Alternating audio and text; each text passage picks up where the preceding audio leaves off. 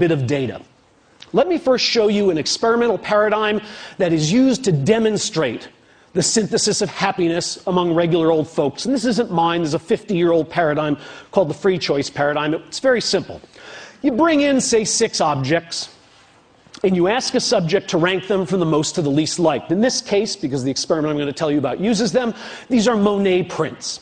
So everybody can rank these Monet prints from the one they like the most to the one they like the least. Now we give you a choice. We happen to have some extra prints in the closet, and we're going to give you one as your prize to take home. We happen to have number 3 and number 4, we tell the subject. There's a bit of a difficult choice, because neither one is preferred strongly to the other, but naturally, people tend to pick number 3 because they liked it a little better than number 4. Sometime later, it could be 15 minutes, it could be 15 days, the same stimuli are put before the subject, and the subject is asked to re-rank the stimuli. Tell us how much you like them now. What happens? Watch as happiness is synthesized. This is the result that has been replicated over and over again. You're watching happiness be synthesized. Would you like to see it again? Happiness! The one I got is really better than I thought. That other one I didn't get sucks. That's the synthesis of happiness. Now, what's the right response to that? Yeah, right.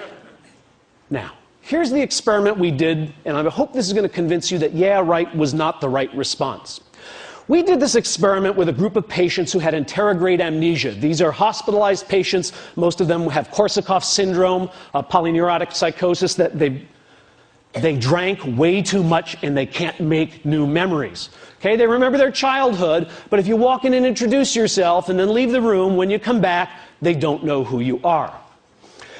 We took our Monet prints to the hospital, and we asked these patients to rank them from the one they liked the most to the one they liked the least. We then gave them the choice between number 3 and number 4.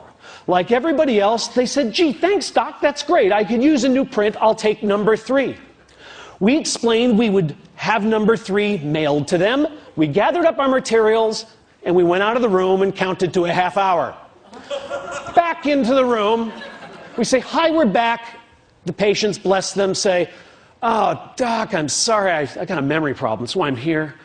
If I've met you before, I don't remember. Really, Jim, you don't remember? I was just here with the Monet prints. Sorry, doc, I just don't have a clue. No problem, Jim. All I want you to do is rank these for me from the one you like the most to the one you like the least. What do? Well, let's first check and make sure they're really amnesic. We asked these amnesic patients to tell us which one they own, which one they chose last time, which one is theirs. And what we find is amnesic patients just guess. These are normal controls. If I did this with you, all of you would know which print you chose. But if I do this with amnesic patients, they don't have a clue. They can't pick their print out of a lineup. Here's what normal controls do. They synthesize happiness, right? This is the change in liking score, the change from the first time they ranked to the second time they ranked. Normal controls show, that was the magic I showed you. Now I'm showing it to you in graphical form.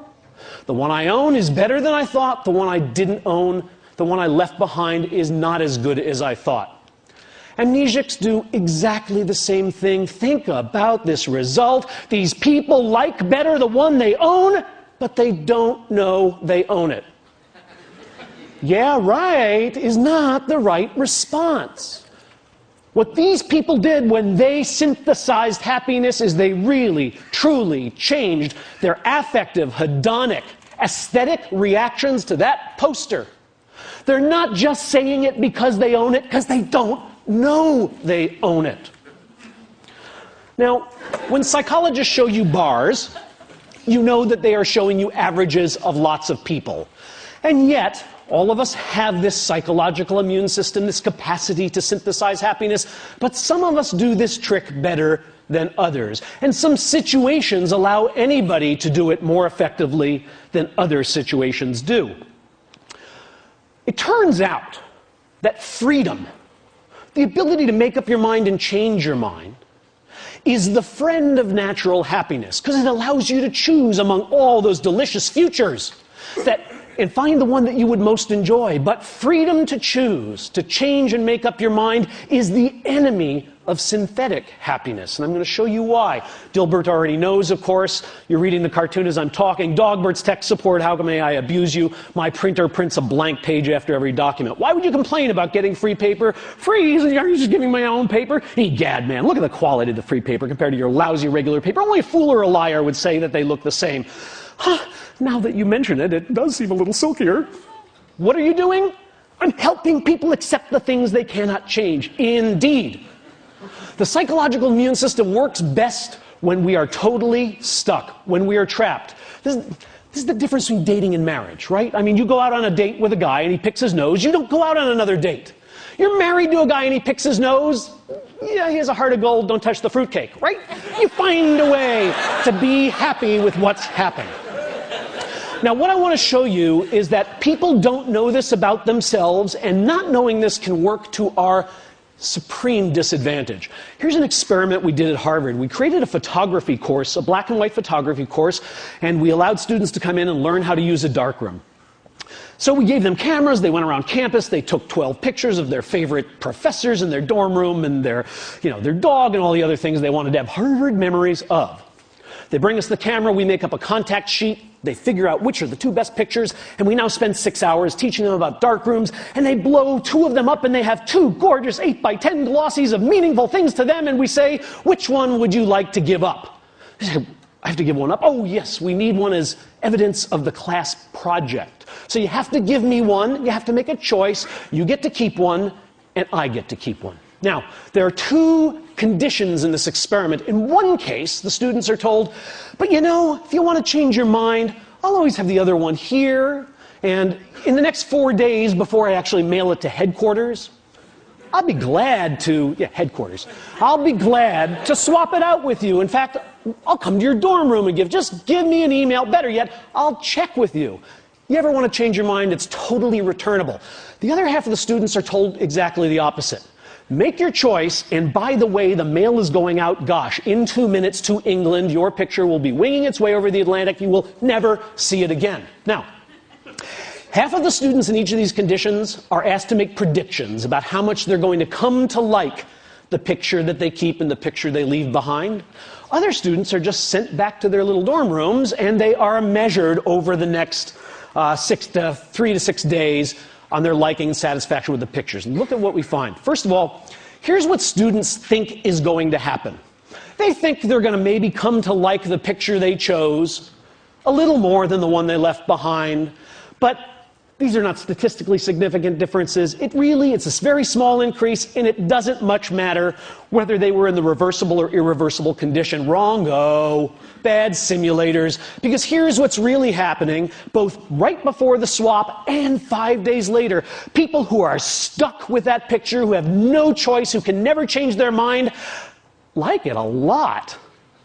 And people who are deliberating, should I return it? Have I gotten the right one? Maybe this isn't the good one. Maybe I left the good one, have killed themselves. They don't like their picture. And in fact, even after the opportunity to swap has expired, they still don't like their picture.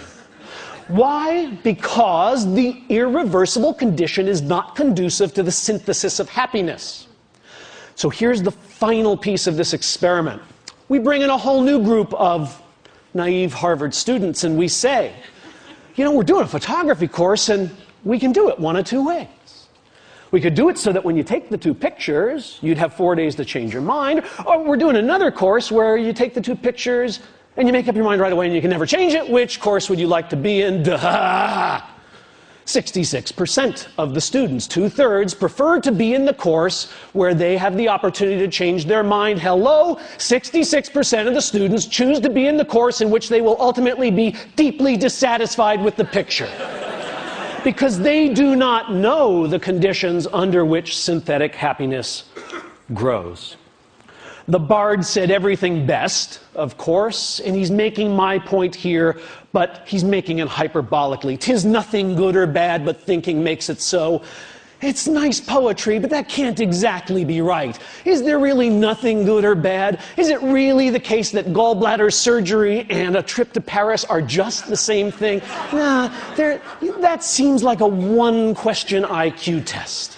They can't be exactly the same. In more turgid prose, but closer to the truth, was the father of modern capitalism, Adam Smith, and he said this. This is worth contemplating. The great source of both the misery and disorders of human life seems to arise from overrating the difference between one permanent situation and another. Some of these situations may no doubt deserve to be preferred to others, but none of them can deserve to be pursued with that passionate ardor which drives us to violate the rules either of prudence or of justice, or to corrupt the future tranquility of our minds either by shame from the remembrance of our own folly or by remorse for the horror of our own injustice. In other words, yes, some things are better than others. We should have preferences that lead us into one future over another. But when those preferences drive us too hard and too fast because we have overrated the difference between these futures, we are at risk. When our ambition is bounded, it leads us to work joyfully. When our ambition is unbounded, it leads us to lie, to cheat, to steal, to hurt others, to sacrifice things of real value. When our fears are bounded, we're prudent, we're cautious, we're thoughtful. When our fears are unbounded and overblown, we're reckless and we're cowardly. The lesson I want to leave you with from these data is that our longings and our worries are both to some degree overblown because we have within us the capacity to manufacture the very commodity we are constantly chasing when we choose experience. Thank you.